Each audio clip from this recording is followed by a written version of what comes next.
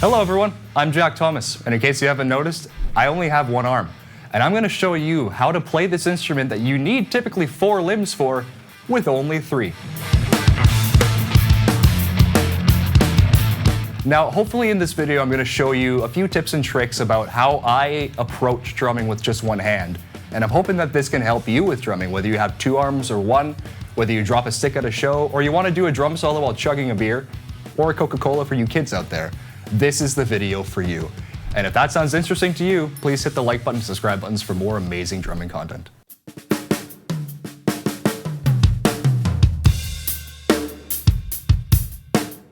Now, of course, the first question you may all be asking yourselves is, how can somebody with only one arm possibly replicate something that is played with 2 arms? And you're not wrong in thinking that. And that's why that's the first thing that came to mind in my playing, was how to approach writing parts with the limitations in mind. Now, for example, here's Billie Jean.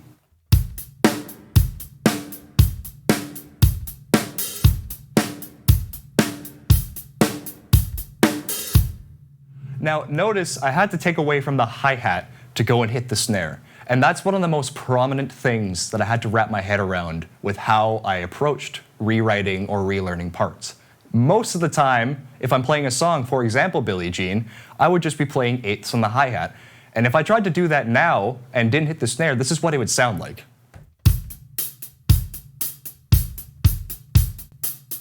It just doesn't feel right. There's something missing. There's such a key component that is not being hit there, and that key component is the snare drum. Now I'm going to play that again, and I'm going to play the snare what it's supposed to be, and I want you to tell me if you even notice the hi-hat is missing.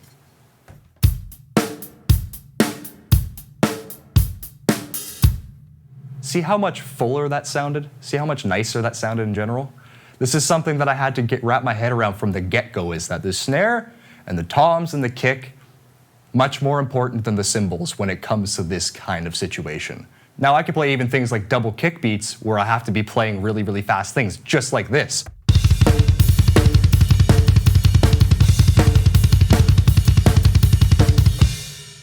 Now for doing things like fast rolls, the prime example that I just showed, it's very difficult for someone like myself with one hand to finish that and then quickly get over to the cymbal or the start of the next beat. So for example, say I'm doing a fast fill like this. Now one of the things that I'm doing there is sacrificing a tom hit and filling in a kick hit instead. What this does is it increases the time that I have to get from this tom, to get from this drum over to whatever cymbal I might need to hit. Speed is a very important thing for someone with one hand, for anybody really. And that brings me to my next point, which is specifically speed in drumming.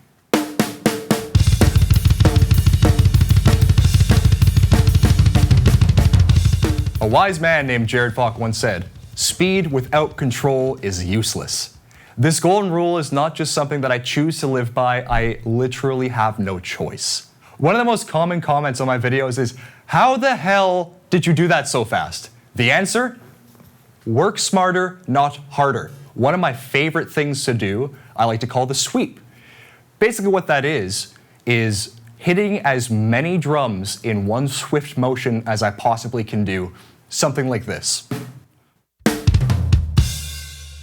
I'll slow it down for you a bit here. Hopefully you can kind of see what's going on here.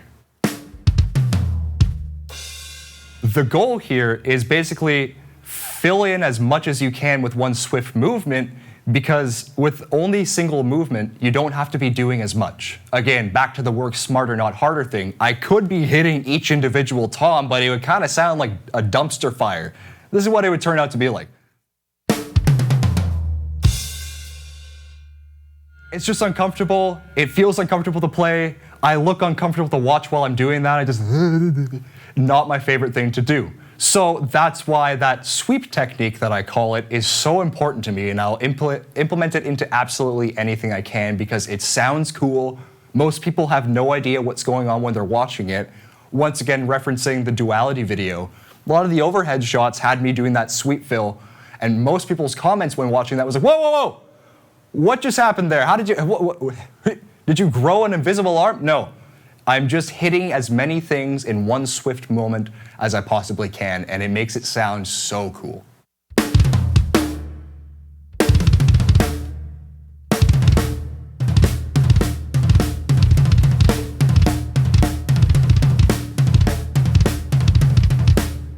Now you might notice at the end of that sweeping fill, I quickly hit the kicks as well.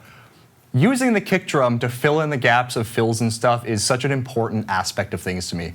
Here's an example of a fill where I use the kick drum to fill in gaps that other drummers wouldn't need to. Now, to increase my speed with that, one of the things that I do is sacrifice, once again, the tom and snare hits and use the kick to fill in the gaps. And it sounds a little something like this. Sounds much cleaner, sounds much nicer. You know, I could use the double kick, make it even a bit faster. Here's how that sounds. I can't do that if I'm not using the kick drum. And it sounds just as good, if not better, in my opinion. So filling in the gaps using the kick drum is so crucial for me and helps me in so many situations.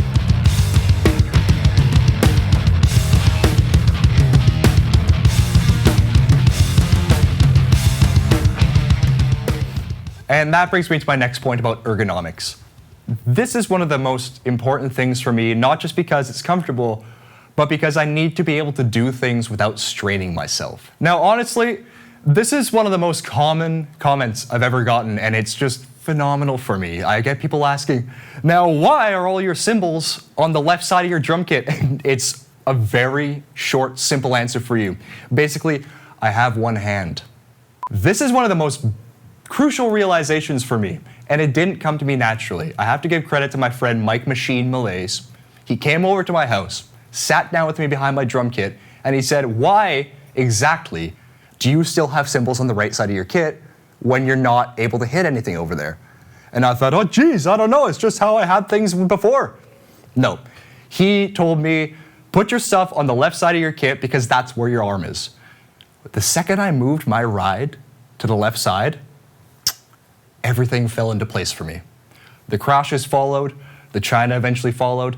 It was so incredible for me to be able to do things with the comfort and speed that I was able to before without feeling exhausted or exasperated with how I'm doing things. Now, with all of that said, you might also be wondering, why exactly is my floor tom still on the right-hand side? Easy answer for that is some habits are hard to break. I had about 4 years of drumming experience before my accident. That's 4 years of doing fills from left to right. It's comfortable for me, it doesn't strain me, feels great, and honestly, it gets out of the way of my cymbals, nothing to complain about.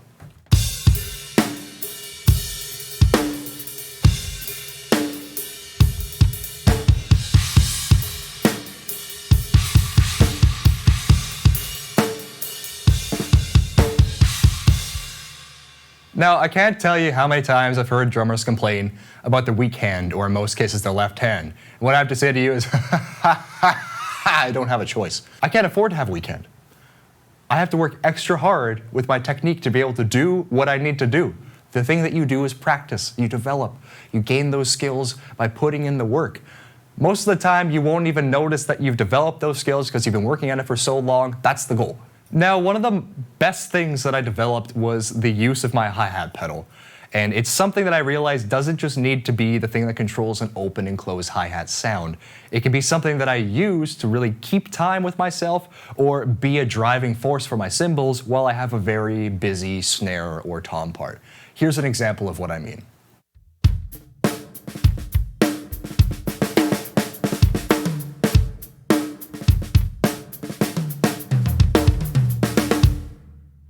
It felt really good to be grooving with that. You know, it sounded like I was playing the hi-hat on time. I was hitting it nice and hard. It allowed me to just kind of stick around, focus on what the snare is, add a lot more articulation, making it a little bit more fancy.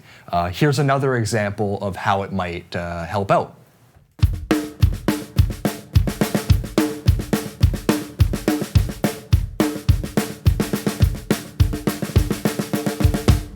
You know, a driving Johnny Cash train style beat. That's a very common beat for a lot of drummers to play, especially in things like country and stuff. And that brings me to my next point about how I articulate my stick when playing things on my snare.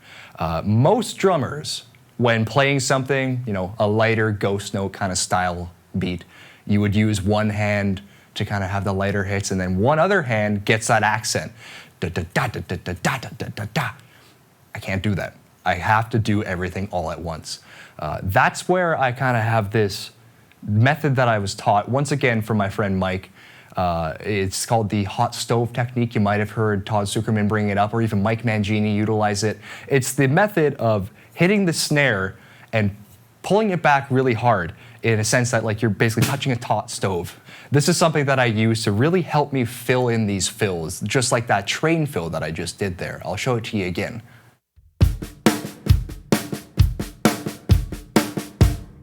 Now, if you notice there, what I'm doing just before that accented hit is I'm really pulling my stick up. That's where that hot stove technique comes in. What that allows me to do is get that accented note in there, and while I pull my stick up, it gives me enough time and enough placement that I can hit that snare with lots of power, get that sound in there. And once again, going back to the work smarter, not harder mentality, is that this is something that allows me to not strain myself. I get the same application across, but I'm nice and calm, nice and comfortable while doing it, because I'm not overworking myself and doing something like this.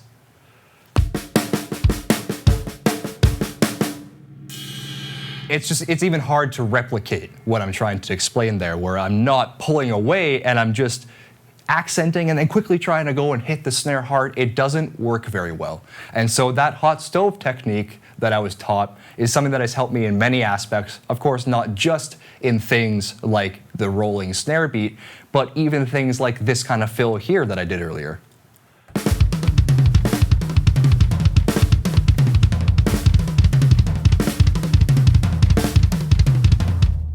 If you see there, the second hit of every time I'm pulling my stick up a bit higher, I'm just tapping it, pulling it away, and that makes me already halfway to the next drum that I have to hit. Very useful tip, very extremely helpful thing for not just myself, but I think a lot of you could use as well. Now, honestly, as much as I can play things to the speed that most other drummers can, sometimes there's that one song or that one beat that comes to mind for me that is just so fast, I can't replicate it. Here's what it would look like if I'm trying to play something really fast that's just too much for me.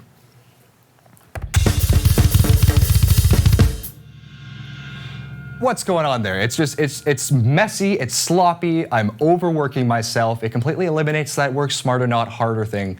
So one thing that I developed that I kind of did accidentally was, I call it the cross stick. I hold my stick in the middle like this, and watch what happens. Watch how much more full this sounds and how much more relaxed I am while doing a very similar beat.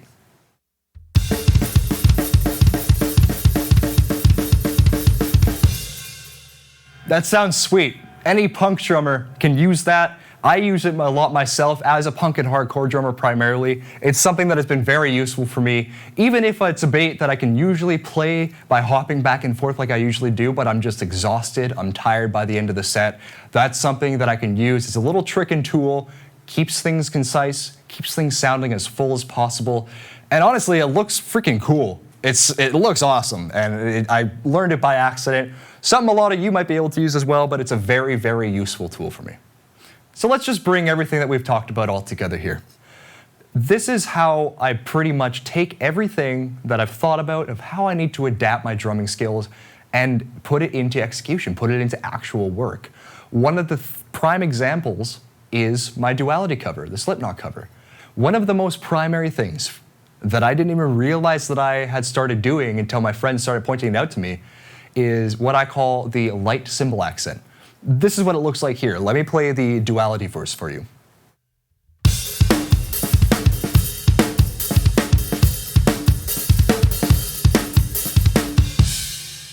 So that beat, most drummers think it's not that complicated, but I have to make it sound like a two-arm drummer.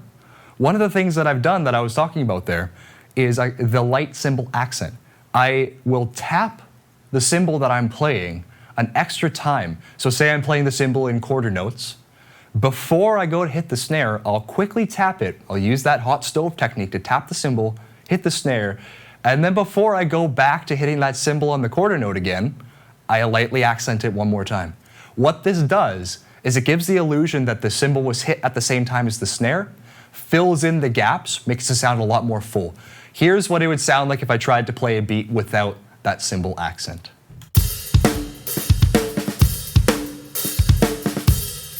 It sounds fine, You can tell I'm not hitting the hi-hat when I go to hit the snare though. That's what I mean. That's why it's important.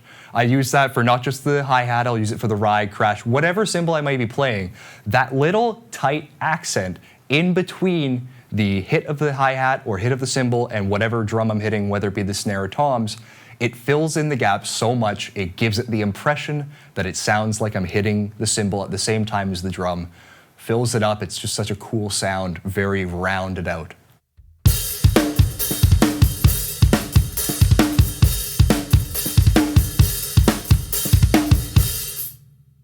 The final brief thing that I want to touch on is, of course, your stability with drumming.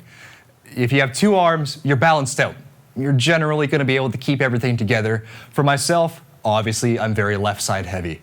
One of the most important things for me to adapt to and figure out was how can I be sitting in the best position to make sure I am stable and doing things without, again, hurting myself and doing things as fluently as possible. And it honestly all came down to core strengthening, doing things to make sure that I was strong enough in my core, and of course, the height of my drums. Making sure my throne is nice and high for myself, shoulders back, back straight, all things you've all heard from your drum teachers. It's so crucial for myself to make sure that I am keeping myself straight and true to exactly how I am proportioned to the drum kit.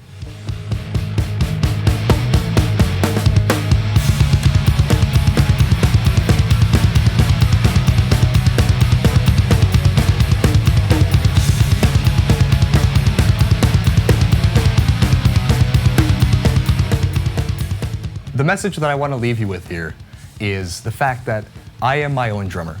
I've had to do so much to change how I approach things and how I drum that I've created my own drumming identity. A lot of drummers out there struggle with wanting to be like their favorite drummer, and I want to tell you, you don't need to be like that. Obviously, you can have your goals, but develop your own personality within drumming. Do what works for you. Figure out what you can do, don't focus on what you can't, and you're going to have a lot more fun with drumming.